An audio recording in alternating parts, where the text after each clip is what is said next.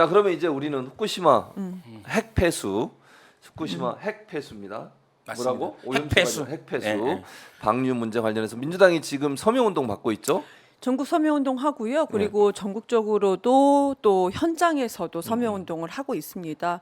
네, 저는 대전에서는 제가 현장을 좀 말씀을 드리고 싶어서 아까 말씀을 좀 우리가 이 핵 오염수, 그러니까 저는 이렇습니다. 핵 폐기물인 것보다도 고준위 핵 폐기물, 고준위 방사성 폐기물 이것이 정확한 명칭인 것 같아요. 근데 지금 우리가 네이밍이 핵 오염수라고 하니까 제가 현장에서 느꼈던 것은 서명운동을 9시간을 했습니다. 관평동에서 9시간을 했는데 많은 분들이 4대강에서 약간 그 녹조 라떼 오염된 정도로 생각하시는 듯한 느낌을 받았어요. 그러니까 약하게 생각하신다는 네, 거죠? 그러니까 핵 오염수, 물이 어느 정도 오염됐다라는 정도 이렇게 느끼시는 것 같아서 상당히 위험하구나. 네. 왜냐하면 진짜로 이 핵 폐기물이 그 바다에 방류될 경우에는 지구 자체가 오염이 되고 우리 다음 세대는 우리가 눈 두 개가 아닐 수도 있어요. 되게 상당히 위험한 상황입니다. 근데 이것을 일본 언론에서는 제대로 나오지 않고 근데 가장 가까이 있는 우리나라 윤석열 정권이 대한민국에서 언론 보도가 많이 막히기 때문에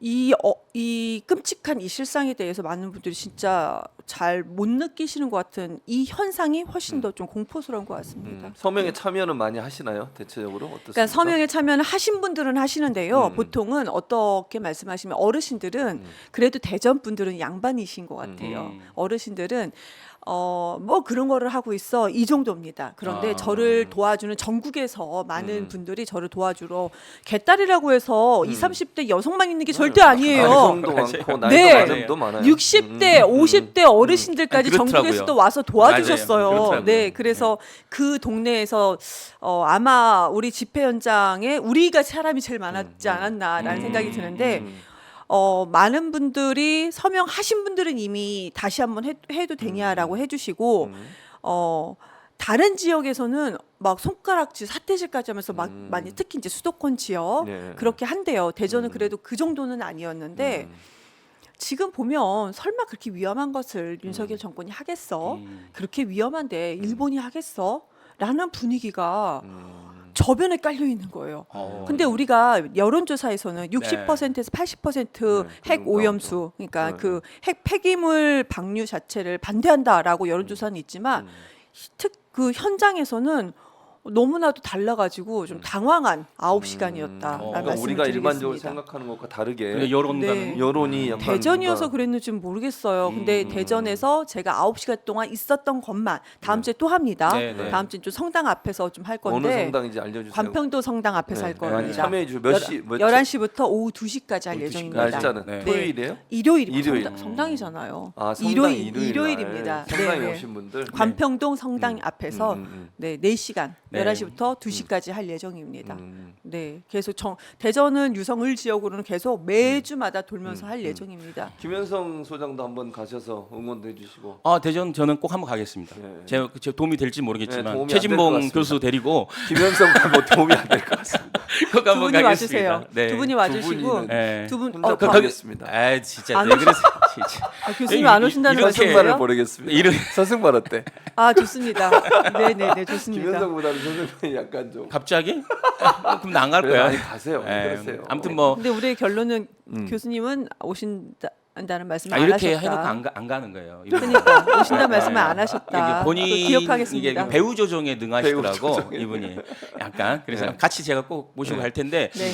지금 이게 전반적으로 이 후쿠시마 오염수 핵폐수 문제와 관련돼서 지금 막 정부가 굉장히 뭔가 이 일본의 어떤 이런 문제를 막 감싸주는 흐름이 있어요. 근데 최근에는 어떤 일이 있었냐면 이 넷플릭스 아시죠? 맞아요. 이 그 넷플릭스에 프로그램. 네. 일본 드라마가 하나 있어요. 네. 더 데이라는 맞아요. 드라마가 있는데 그 드라마가 이제 후쿠시마 지진 그 일본의 지진 큰 2011년 지진 사건을 다루고 있는데 그게 우리나라만 지금 방영이 안 되고 있어요. 맞아요. 이거 공식적으로 넷플릭스가 이제 해명을 했고 일본에서도 앞으로 방영이 됐어요. 네, 앞으로 일본에서도. 하겠다 이거였는데 누가 봐도 여기 합리적 의심을 할 수 있지 않냐. 맞아요. 지금의 여론에 부정적으로 끼치기 때문에 IAEA의 발표가 끝나고 나서 이것도 하려고 하는 게 아닌가. 지금 여야 합의로 후쿠시마 오염수 관련한 특별위원회 이걸 했는데 이게 또 IAEA 끝나고 나서 하겠다는 거예요.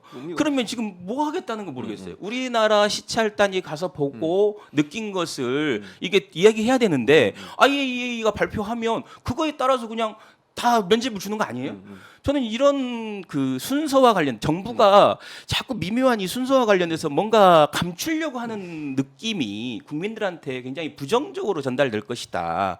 그리고 얼마 전에 세슘 180배인가요? 우럭 180배. 우럭 180배 이런 세슘 함량 있는 우럭이 잡혔는데 이 성일종이라는 국민의힘 의원 같은 경우는 되게 낚시를 좋아하나 봐요. 우럭이 뭐 자산어법급이야. 그냥 예를 들면 우럭이 정주하는 어종이라서 우리나라 올 일은 없다. 뭐 이런 식으로 쉴드를 치고 전 이런 것들이 국민들한테는 굉장히 부정적인 그 의미를 얘기 가지고 있는 것 너무 같아요. 웃겼던 게 바닷물이 오염이 됐기 때문에 그렇지. 우럭이 세슘이 그러니까요. 180배가 된 근데 건데 우럭이 안 온 거하고 뭔 우럭을 상관이 있어? 막아보겠다. 아무 의미가 그 없어. 바닷물은 어떻게 하겠다는 맞아요. 겁니까? 그건 말이 안 돼. 네. 진짜 어거지가 아니에요. 그리고 어거지. 넷플릭스에서 이제 그렇게 합리적 의심을 하는 이유 중에 하나가 뭐냐면 그 전까지 넷플릭스에서 그 프로그램을 나중에 방영하겠다고 홍보를 했었어요. 네, 맞아요. 예고편으로. 한국 자막까지 있었다니까요. 자막까지 네, 나와서. 한국 자막까지. 그러다가 갑자기 중단이 된 맞아요, 거야. 맞아요. 그러면 이게 과연 넷플릭스 자체적인 판단일 거냐? 그렇죠. 이런 부분에 의문이 생기는 그리고 거잖아요. 최근에 또 미국 가서 넷플릭스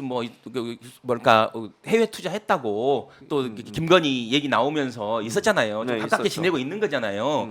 그렇다면 우리는 되게 합리적인 의심을 할 수 있는 것 같아요. 제가 봤을 때 선물처럼 준 게 아닌가. 김건희나 윤석열한테 선물처럼 줬거나 아니면 김건희가 뭔가 문제 제기를 한 거 아닌가. 영화대에서 뭐 이런 의심을 하게 되더라고요. 합리적인 의심을 하게 그렇죠. 되는 거죠. 충분히. 제가 대전에서 또 관계자한테도 들었던 얘기는 예. 우리나라에서 원전이 있잖아요. 네, 우리나라 있죠. 원전에서 사용했던, 그러니까 그 작업할 때 사용했던 네.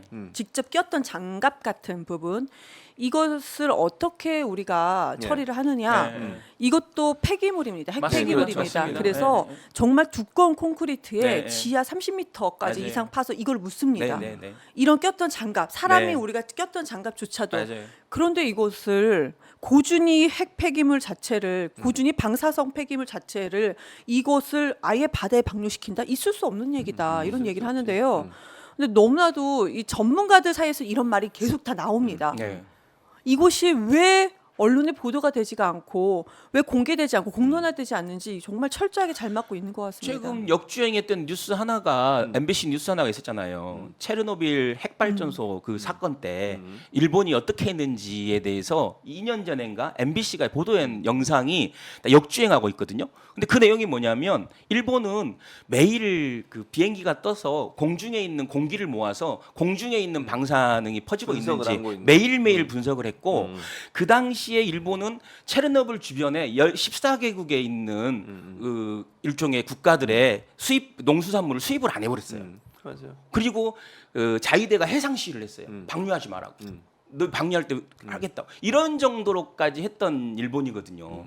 그러면 지금 자기들 본인들 일에 대해서는 더 적극적으로 해야 되는 거고 지금 홍콩, 대만, 중국 주변국들이 방류하면 특히 홍콩 같은 경우는 방류하면 바로 일본산 수산물 수입 금지하겠다. 금지하겠다 그랬죠. 근데 이제 일본산 수산물을 2조 이상 되게 최대로 상당히 많이, 많은 홍콩이 비중으로 그렇죠. 수입하는 나라 홍콩이거든요. 맞아요. 근데 우리는 지금 뭐 방류하면 풀어줄 것처럼 또 이게 얘기가 나오니까 다시 논의하겠다 이런 그러니까, 논의가 나오니까 답답한 거죠. 일본뿐만 아니라 당장 지금 성일종을 포함해서 국민의힘 의원들 예전에 했던 발언 아시죠? 맞아요, 맞습니다. 그때 문재인 정부 때 네, 정말 심한 말 써가면서 우리가 지금 했던 말보다 훨씬 심한 말이에요. 맞아요. 어디다 그런 걸 버리냐고 그렇게 비판했던 사람들이 지금 와서 괜찮다고 먹어도 된다고 많이 먹으라고. 아니 그때 일본 정부가 했던 말이 바다는 쓰레기장이 아니다.